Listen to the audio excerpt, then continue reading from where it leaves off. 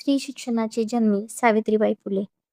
सावित्रीबाई फुले या भारतीय इतिहासातील स्त्री शिक्षणाच्या क्रांतिकारी प्रवासाची सुरुवात करणाऱ्या महान समाजसुधारक होत्या.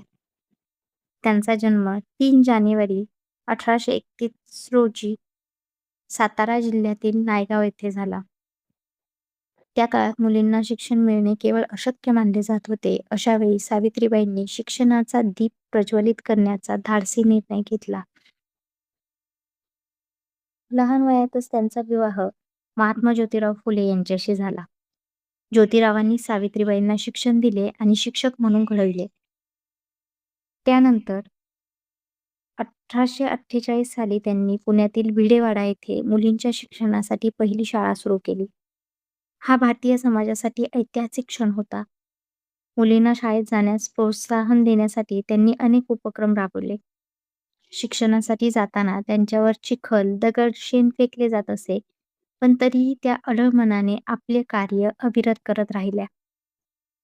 त्यांची जिद्द आणि चिकाटी आजही आपल्या समाजाला प्रेरणा देणारी आहे. सावित्रीबाई फुले या फक्त शिक्षक नव्हत्या, तर श्रेष्ठ समाजसुधारकही होत्या. त्यांनी स्त्रियांच्या हक्कांसाठी, विधवा पुनर्विवाहासाठी आणि जातीभेदाच्या विरोधात आवाज उठवला. त्यांनी बालहत्या प्रतिबंधक गृह सुरू करून अनाथ आणि विधवांची सेवा केली. समाजातील अन्याय, अंधश्रद्धा आणि स्त्रियांचे शोषण थांबवण्यासाठी त्यांनी सतत लढा दिला.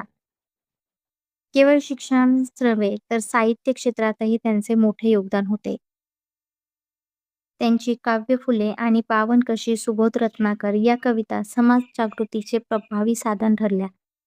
1896 साली पुण्यात प्लेगची साथ पसरली, तेव्हा सावित्रीबाईंनी स्वतःचा जीव धोक्यात घालून रुग्णांना मदत केली.